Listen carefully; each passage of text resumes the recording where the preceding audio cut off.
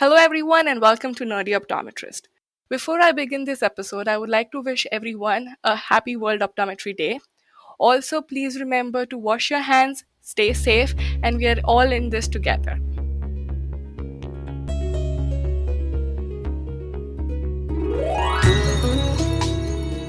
Mother Teresa once said, I alone cannot change the world, but I can cast a stone across the waters to create many ripples.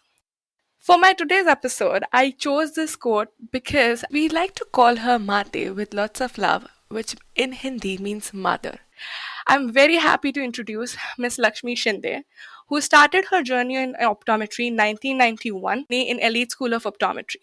She went on pursuing many roles where her interest and love was in contact lenses and also shaping the Indian optometric education. I'm really excited and I would like to welcome Ms. Lakshmi Shinde for this podcast. Thank you so much, Ms. Shinde, and welcome to the podcast. Hi, Ukti. That was a very interesting introduction, I should say.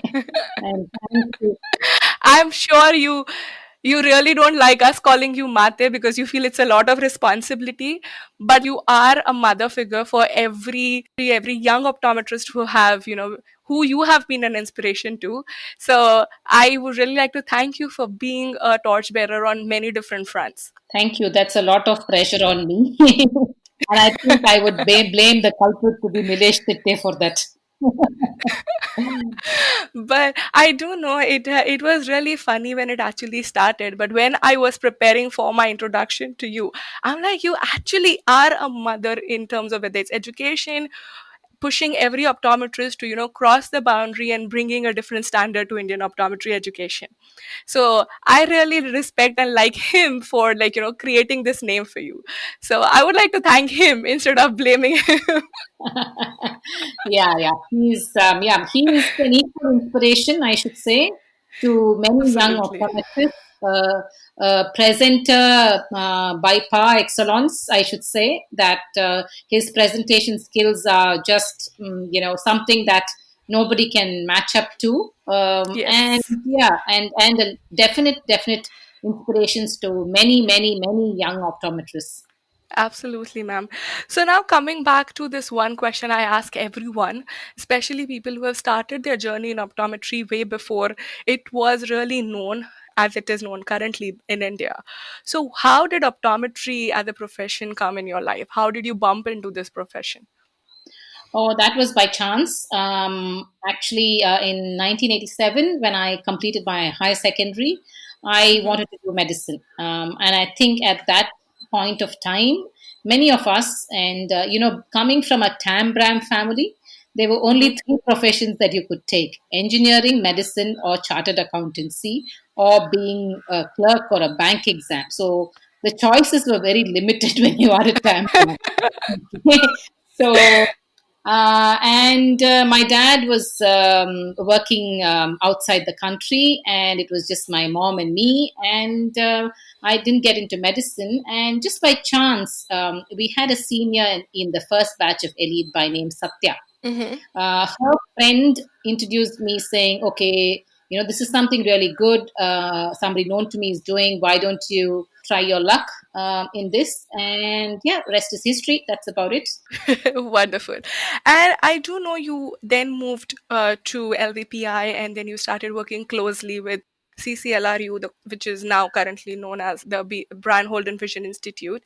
How was your life back there, and can you share some of your experiences from that phase of your life? Yeah, see, I actually at this point of time would really like to pay my respects to Elite School of Optometry and Shankar Netralia for shaping Mm-hmm. the basic knowledge in optometry. We were the third batch, Mm-hmm. and I would say maybe we were very fortunate at that time. We had a good balance of ophthalmology and optometry. Some may argue Mm-hmm. not of optometry, but I think it was a huge, good balance of the various eye diseases that you were exposed to at the same time dispensing and all of that. So that gave Mm-hmm. me a good base. And there are a few inspirations from my teaching days. One of them being Dr. Lingam Gopal, Yeah. who used to teach binocular vision. Mm-hmm. I still admire him for his teaching skills and having taught us the way he did.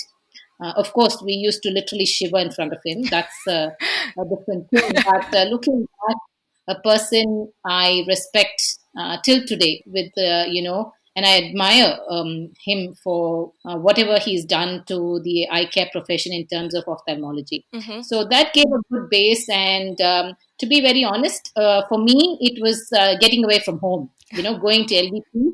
I was the only child for my parents, and my father was very strict, being a Tambram.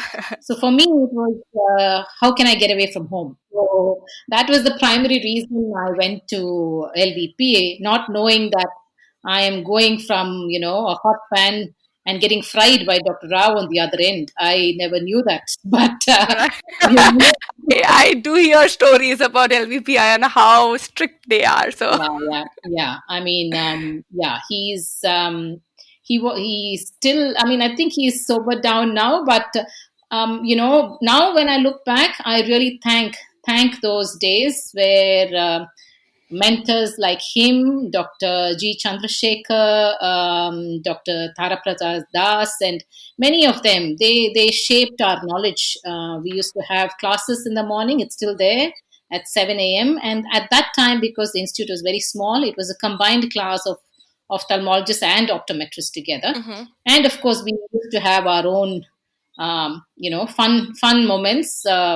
Every week, we used to go out for night shows and come back and then go to the library and sit and read. So imagine sitting and reading at 2 a.m. And he was a person who used to come and check who's in the library. He was that dedicated, I tell you. I mean, at 2 o'clock, imagine somebody leaving his family and coming for a round of the hospital and then checking who's in the library sitting and studying. So so you were drilled like during your entire yeah, we were training. great. Absolutely, working hours were long, and we all had to send back some money home, and the pay was very less. But still, we could manage to go to night show movies. We got pulled up. We got rusticated for going for night shows a couple of times. So yeah, fun at the same time, great learning. I mean, that phase really changed my life, hmm my knowledge of eye care, the diseases, and also compassion towards people having different kinds of eye ailments, and how do you actually serve. So it was a great learning and experience. Full. So, ma'am, you did have mentioned, how it was the same time when you were introduced to the cornea and contact lens research unit. And can you share more work that was done back there? Yeah, sure. Actually, at that time, Professor Brian Holden and Dr. Rao, they were just colleagues and friends. So when CCLI got established and they were working, Professor Brian did want to look at collaboration because, when you look at India, everybody forgets that we have the numbers, we have Right. the pathology. Like here, you will never get to learn anywhere else, and research being done in a large scale, and that too precision research. There was an institute, and there are many more now. They were looking for partners, and that's how everything happened. And they were interested in contact lens research. So now Dr. Padmaja Shankaridu and myself, we got involved in various projects where we were looking at complications resulting from extended wear soft contact lenses. And in hmm those days, they were hydrogels. Right. So we were looking into, what are the complications of hypoxia, and all the different conditions that you have now in terms of CLPU, Claire. Right. Yeah, it really seems surreal that we all discovered that together, infiltrates, non-infectious infiltrates, and all of that. I mean, we were really seeing those kind of cases, and we used to have these regular meetings. So at that time, Professor Debbie Sweeney, who I Mhm. really respect, and I think she has shaped my career. He Mm-hmm. actually said, "Why don't you do your masters along with this work that you're doing?" And Dr. Rao also thought that was a good idea. So both actually Padmaja and me enrolled into our masters. Padmaja, of course, went on to do her PhD. I Right. decided to get married, although Professor Debbie Sweeney was quite unhappy in the sense she said that I had to do just one more experiment and my master's could be converted into a PhD because my thesis was more than what was required for a master's, but slightly less than what was Mm-hmm. required for a PhD. So she kept trying to push me, but you need to have that zest and that commitment for a Right. PhD. And by then, Right. because of all the results, experimental results I was getting, I really didn't have the patience at that time. I was quite impatient Mm-hmm. to just get it done with, and that was my mindset at that time because the results were not going my way. I was getting very Right. frustrated, etc. But looking back now, maybe that's one thing that I regret, not having completed and maybe pushed that on into a PhD. Maybe, yeah. Honestly, I, as much as I agree, you, with all the research that you're working from then till now, I know that there were so many researches you are currently working. We did one research together, but I am happy that you are here. As much as I wanted you to, pursue your PhD and maybe go abroad and do it, I'm very happy that you chose to get married and settle here. Because Yeah, yeah. Even if I had done my PhD, I was still stayed back here. Going outside was not an option. Yeah, because I was the only child for my parents, and somehow right, going outside the country was something that I was not very keen on. very open to, I can say, or very Hmm. keen on. Although there were a lot of opportunities, Absolutely. lots and lots of opportunities, but yeah, I just chose to stay back in my country for various reasons, parents and somehow I just felt, home is home. Absolutely. Now, talking about the work done by you and Professor Holden, or how Professor Brian Holden wanted to invest so many resources in India and go all in. I did another podcast with Dr. Kovan Naidu, and he mentioned how Professor Brian Holden was so passionate about giving resources and investing in Indian optometry and just going out there. And I do know you had very closely collaborated with him in forming various organizations. Can you talk a little bit about that journey of your life? Yeah, it actually started in 1995, I would say, when we were looking at Hmm. IACLE, actually, the International Association of Contact Lens Educators. And when we started pooling in our resources to form lectures for different topics in contact lenses and Hmm. educating the practitioners and educators at that time. And at that time, Right. contact lens education in India was very, very, very young, I would say. I still remember that during my graduation days, we used to give saline, huge saline bottles for Mm. cleaning soft contact lenses, in glass bottles, those. Just imagine from there, we've come a long way to what we are now. And I would definitely say IACL has played a huge role in creating awareness. Hmm. That was one. Second is best practice standards when it comes to contact lens practices, and also educating the right type of nomenclatures and education when it came to contact lens Hmm. teaching. So that's how I started getting involved during my time at LVP. Both Padmaja and myself were Hmm. involved, and I kind of left IACL when I got married and shifted to Bangalore. But Debbie was quite keen that I, Right. contribute again towards IACL. So I rejoined IACL in Hmm. 2000 and continued to work for IACL from then on. And between 1996, when I got married, in 2000, I used to give a little bit of lectures with respect to contact lenses those few years. And somehow they thought that I should, pick up the bandwagon for IACL and Hmm. run it. So that happened in 2000. And as we moved on, they also formed an organization called International Center for Eye Care Educator, and that actually IC, which was more for educating people on progressives and dispensing Hmm. progressives. So we all were partnering in imparting education on progressive edition lenses for a while. Mm-hmm. And slowly these things started moving on. And then Professor Brian started working on public health and how to reach out to other countries. Right. That's when he was given a position of the chair of the Australia India Council. So different countries, they have these collaborative councils. Mm-hmm. So Professor Brian became the chair of the Australia India Council, Mm-hmm. and he thought, what better way to promote optometry and use that position to promote optometry. That's when the thought of forming the Indian Optometry Federation came about.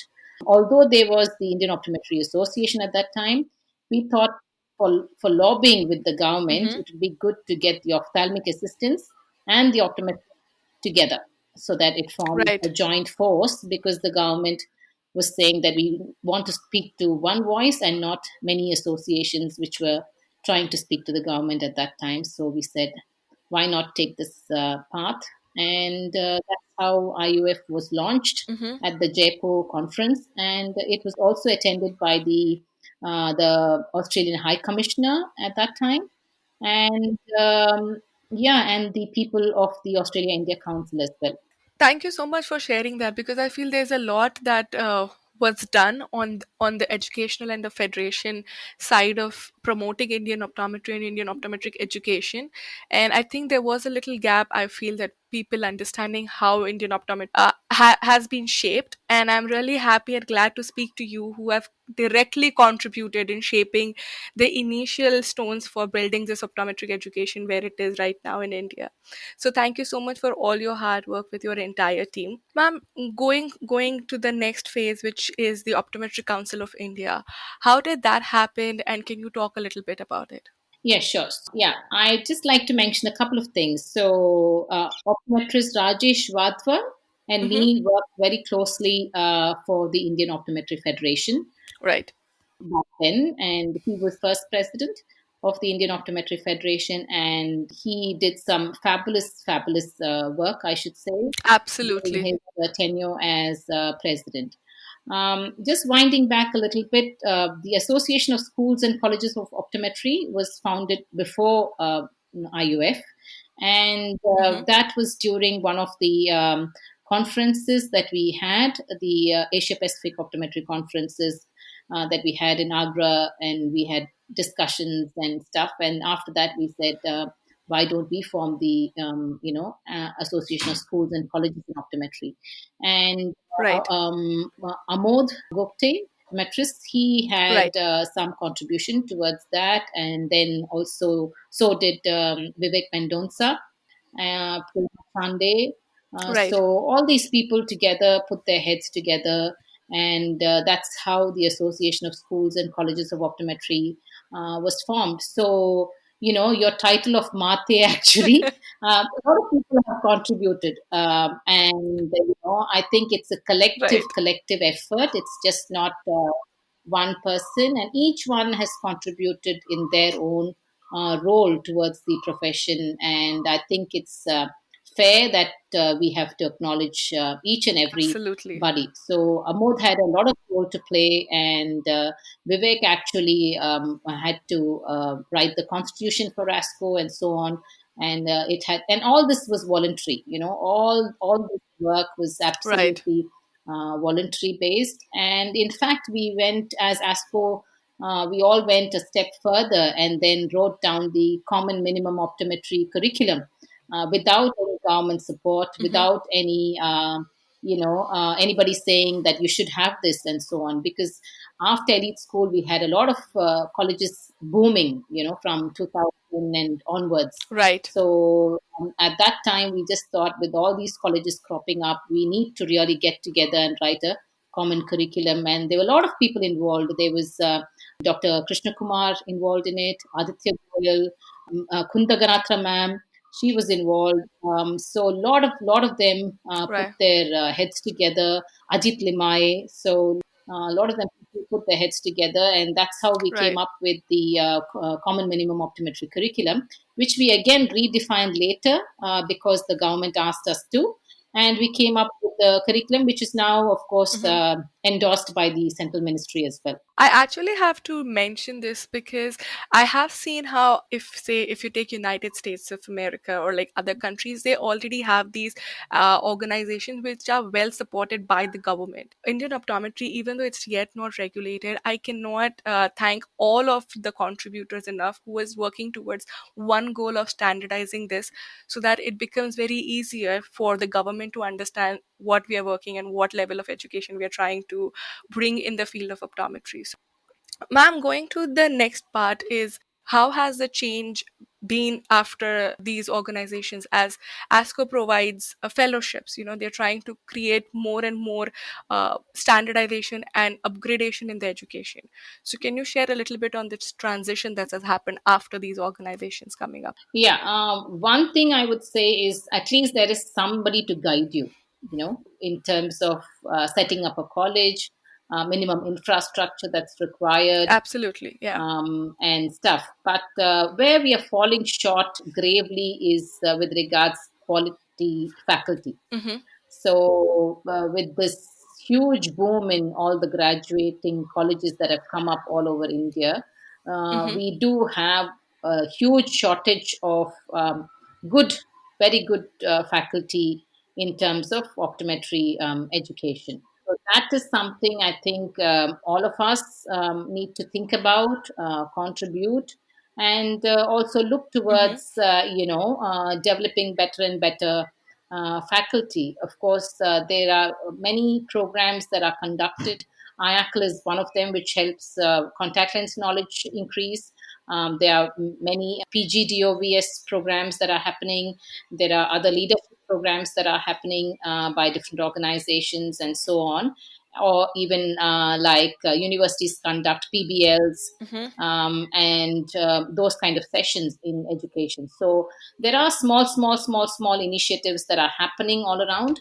But I think collectively, that's one issue we are facing in terms of optometry education. One is, Mm-hmm. standard infrastructure, implementing of that, and implementing good quality faculty in all the colleges, because their range, is huge with best of colleges, and then you have colleges that are not up to standard at all. So there's a huge range. Right. And it's not about telling somebody, oh, you're not doing well, but it's about working with them and, hand holding them and bringing them up to standard. That is what we are all looking at. It's not saying, oh, you're not good, we have to shut down. Rather than that, how do we actually help all these organizations either to amalgamate or to handhold and say, okay, let's work together and help you Absolutely. raise the standard. Yeah, exactly. That's on the ASCO side. And when it came to OCI, when with all the history that's happened outside India, when we look at how councils formed, how optometry was regulated, and all of that, that was studied over a period of time by with the help of Brian, his exposure to international optometry, and stalwarts like Rajesh and all the others. We kind of said, okay, fine, now maybe IOF and ASCO together need to come together to form OCI, because one was the educational wing and the other one was the political wing. So now we get the regulatory wing in order, and that's what happened. So OCI was formed in 2012, Right. and we started registrations in 2014. And you did mention to me this offline during our other conversation, that there are more than 4,000 members currently with OCI, correct? Yes, yes, yeah, absolutely. We have more than 4,000 members. And also, now a lot of governments have started to recognize OCI's registration. Like a lot of Middle East countries, if you need employment, they do ask for OCI registration. And I'm Right. sure you know Vinod Masudapalli in Australia. He benefited a lot. A lot of them have benefited. Uday, he is benefited with OCI registrations and so on. And within the country as well, there are a lot of organizations that actually insist on OCI registration when it comes to employment. The reason being, at least half your HR hassle has been cleared, because we have to verify the college, we have to verify, where they studied and all of that. That's OCI's job, and so that hassle is not there for the employer once they see the OCI registration. And from we do mention the college as well in the certificate. Right.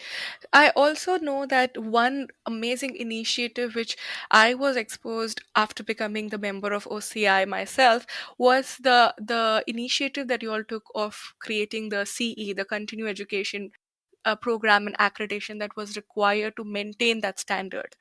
Can you talk a little bit more about that? Yeah. During the formative years of OCI, when I was working with a person from Australia who's actually on the OCAN's board, so me and when we were working together, and also Professor Judith Morris from UK, and Fiona Stapleton, who was the previous head of University of New South Wales, Jane Duffy, Professor Jane Duffy, from who was on the board of OCAN's. So the four ladies, Mhm. the woman power was working together. Wonderful. This is part of a women empowerment series. So I'm really happy to have four women working together. Wow.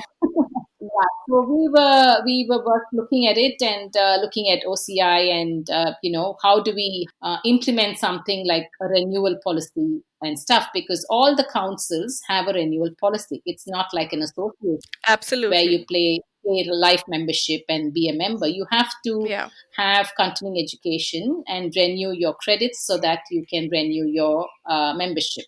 You know, the advice given was that why not put that in place even before the government takes over, so that Right. all the government has to do is take the same policy and run it, as it is. And it was like all work done before the government takes over. So Right. when we started looking at all of that, and when I started working with Jane Duffy, we had to tone down the number of credit points. The reason being, there were not that many continuing education programs in those days, and we really had to push people to go and do continuing education because they were having jobs, and so on. So we formed a panel of Indian people who actually put their minds together. We looked at different scenarios, and yeah, we said, okay, there are government sector people, there are corporate optometrists working, they're educators, and they're practitioners. So we divided the different angles of jobs that optometrists were in Right. at that point of time, and said, okay, how do we offer credits for Mm-hmm. all these four equally? It should not be an opportunity for one person and deny the opportunity for the Mm-hmm. other. So we said, okay, let's put in that, Right. you can do conferences, or you can submit case reports, or you can do online lectures, whatever is available, Mm-hmm. or you can do publications and peer-reviewed publications or journals that you want to present, or you can be a presenter. Right. So most of the educators are presenters also, in some form or the other. So it kind of covered the entire gamut of Right. that were working in optometry. And that's how we said, okay, let's form a credit system and, build that up for continuing education. Right. And now, I'm so proud to say that any continuing education that's conducted, the first thing they say is, okay, let's get it accredited by OCI so that we have the credit points. I do remember your initial struggle because I was there when you actually launched this whole CE program. And correct me if I'm wrong, you started with the master class. I think that was the first time when Yes. right? Yeah, absolutely. Yeah. That is one of the huge conferences that we kick-started with in a Right. big scale. Yeah, and there were a lot of hurdles in terms of how are you going to scan, how are you going to monitor, and all of that. And somehow we landed up with a, I won't say leak proof, but hopefully successful model in a certain way. Actually, I would go even a step back and say I think the whole problem was I remember when I was exposed to the American Academy Optometry Conference. I think my first one is in 2010. But at that time, there were people who were looking for stamping, and I'm like, what are they doing? What is this continuing education? I don't even know something like this exists. It wasn't there back in India. That process was available. With OCI, I think the problem was to start educating people why you have to do this. I think that was the bigger challenge. Yeah, yeah, you're absolutely right. You're absolutely. The mindset was, I need life membership. Yes, Why do you want me to renew my membership?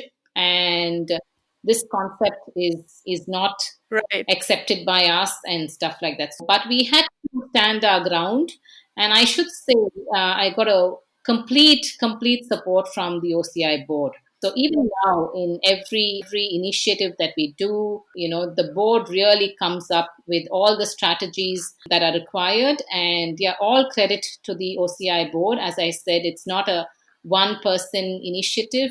Absolutely. And whatever policies are decided by the board, it's easy for me because I just need to implement the same policies on the ground. So Right. it's yeah, it's a very healthy relationship that the board and the staff have, and a very supportive one too.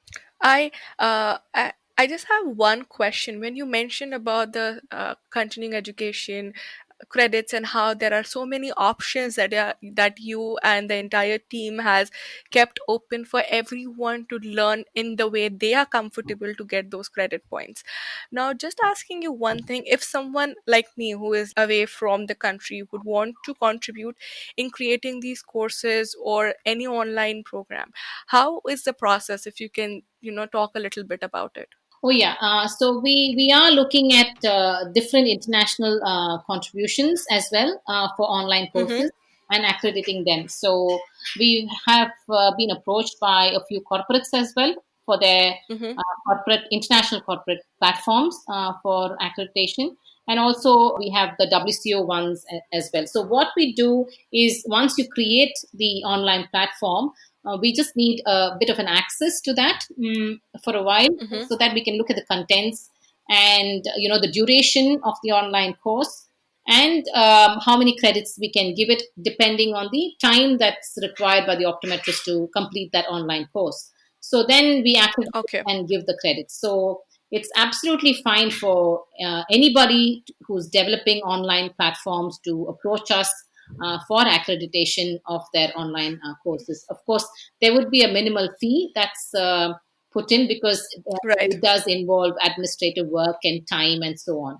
Absolutely. So that's actually a very good information for me, and I'm sure for many listeners who are outside India, that if you want to contribute, please design course for OCI, help standardize and educate people about any information you think can help Indian optometry and the students out there. So thank you so much for sharing that. I think that was a very important piece of information for me. I also would like to add, Ukti, that not only contributing, but if you are going through some other kind of continuing education, if your Indian optometrists are abroad, and if they are going through Mm-hmm. some kind of education outside India, which is not accredited by OCI and so on, but if you just let us know that this is what we did within the country, Mm-hmm. we do take notice of some of the standard courses that have been defined. Right. For example, like in Dubai and in UAE, they have their own kind of continuing education courses and credits and so on. So we do take a look at them, and Mm-hmm. they also approach us saying, "See, this is what we've done. Can you accredit this and give us points and so on?" So it works in multiple ways. Right. I'm really happy to see how collaborative and inclusive the organization is trying to make this, rather than, restricting things. So if you want to just study and put up your information out there, Optometry Council of India is there to, record and help you standardize that education. So thank you so much for sharing that piece of information. Now, I know that we had mentioned a couple of things that you mentioned to me offline was how you were thinking of the next step, the future of Indian optometry and the practices in India.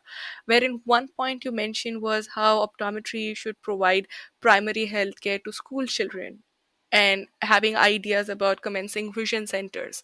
Do you want to talk something on those lines for me, please? Yeah, I mean, I just feel that this is just my personal view. It's nothing got to do with the Optometry Council of India. It's just a thought that I, as a person, have.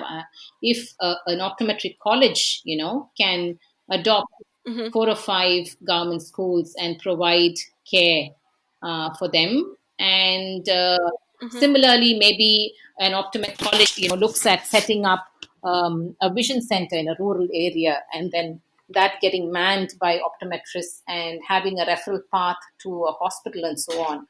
That would really increase or step up the way optometry as a profession is in terms of primary healthcare providers. Of course, I think there are 1 or 2 colleges that are already doing it in terms of providing that kind of care already, and even there are a couple of colleges that are also doing large scale school vision screening programs and so on.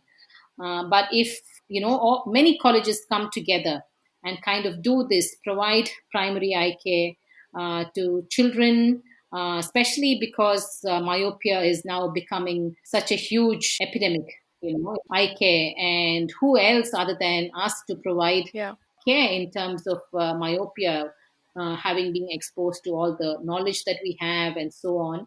I think optometrists should take the front seat, the driver's seat, when it comes to myopia. And yeah, so these two are something that I'm personally very passionate about. And these are areas where I feel that optometrists should kind of contribute. We are looking at one of the projects which will be launched in the near future, where around 13 to 14 colleges are partnering, and they will be adopting schools and providing care.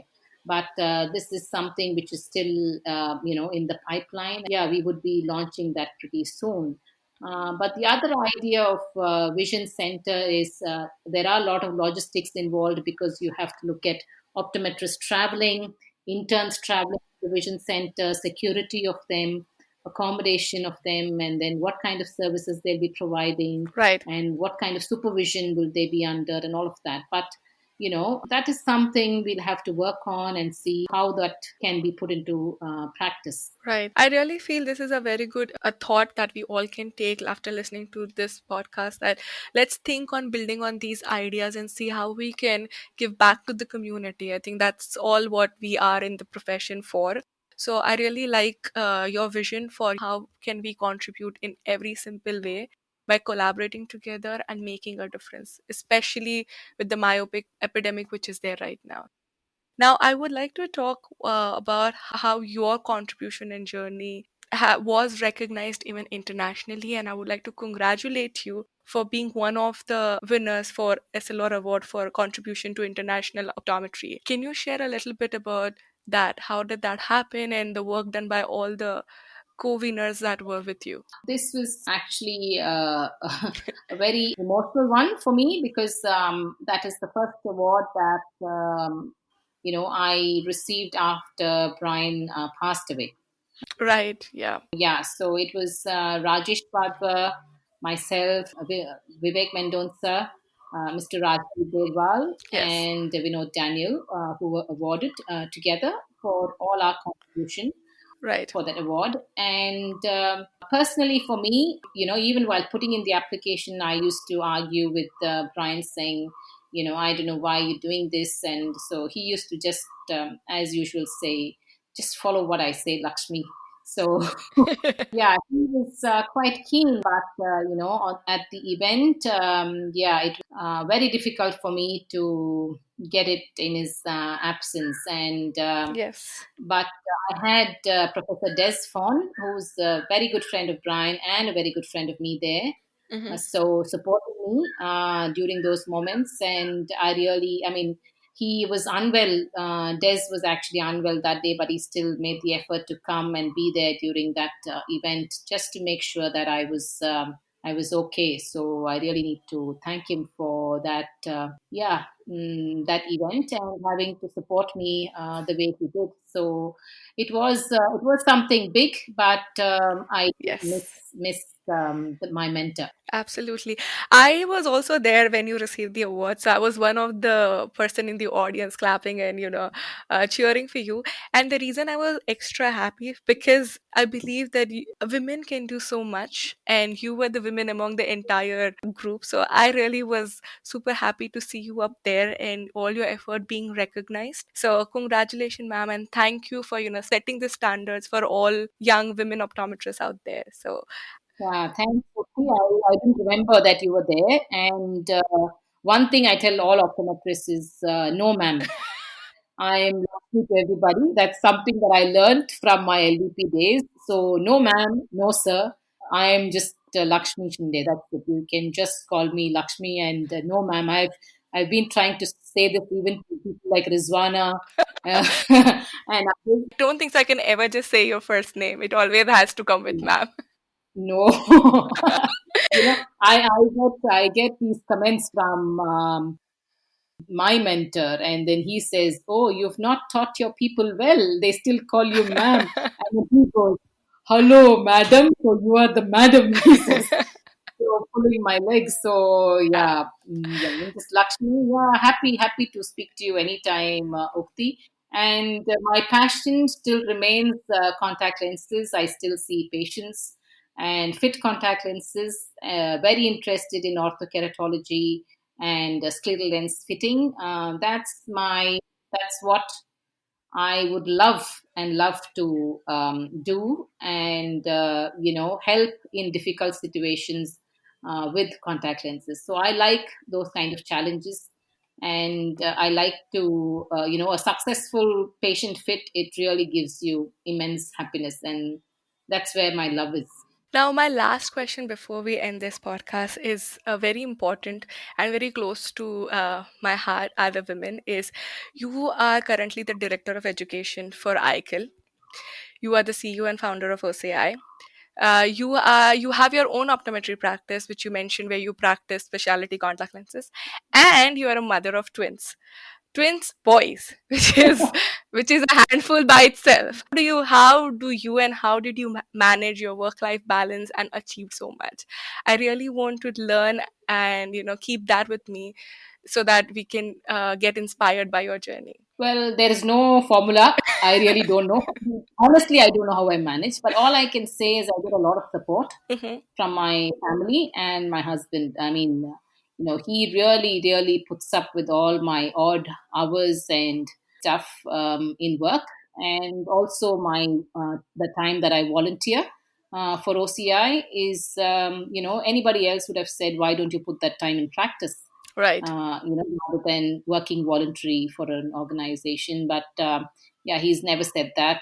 He's always allowed me to follow my passion, and he knows that optometry, bringing up optometry is Right. my passion, and he's been very, very supportive. And so also my in-laws. They in my initial years in IACLE, I used to travel like crazy, and they really supported me in terms of taking care of the kids. And the Indian value system is very Absolutely. helpful, when it comes to all this. So yeah, all that.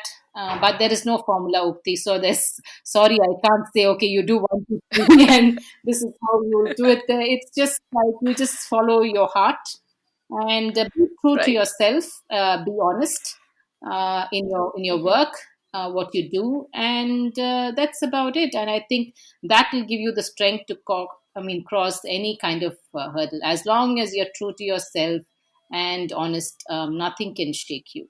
Absolutely nothing can shake you. So that's my strong belief, and that's what I learned both from, be it Shankar Netralaya or be it LVP. The value system that they have engraved in all of us, whoever's gone through these institutions, are very, very high value systems. And be ethical, be honest, be true to yourself, and Right. nothing can shake you. I think that's the mantra that I can say. And you have to follow your heart. So there are times where you have to decide whether you have to go on a trip, or your son's exams are there and stuff. Those are calls you have to take as an individual. And of course, there are times where I have, and you can't do justice to everything. I mean, you really can't. So Hmm. there are times where I blamed myself, saying, "Oh, if I had spent more time with my kids, maybe Right. they would have done better in life. Not that they're doing bad now, but that's always a thought behind your head." And I always get answers from my family saying, Yeah. "Maybe it would have been worse. How do you know?" Absolutely. Yeah. And in fact, my son jokes saying, "Oh, thank God you were not around and we are good now." So yeah, so those kind of things always there. But as I said, there's no formula. You can't do everything perfect. Just follow your heart and be honest and true in whatever you're doing, and give it your 100% in whatever you're doing. So that's about it, Ukti, nothing else. Thank you so much, ma'am, for sharing all your journey, all your hard work, and sharing the hard work of your entire team. I would like to thank them on behalf of the entire Indian optometry, students as well as Indian optometrists. Thank you everyone for putting all the efforts, and thank you for spending time and sharing your journey with us. Thanks, Sukti. I think you're doing a wonderful, wonderful job with your podcast. Thank you. I have been following them and listening to them.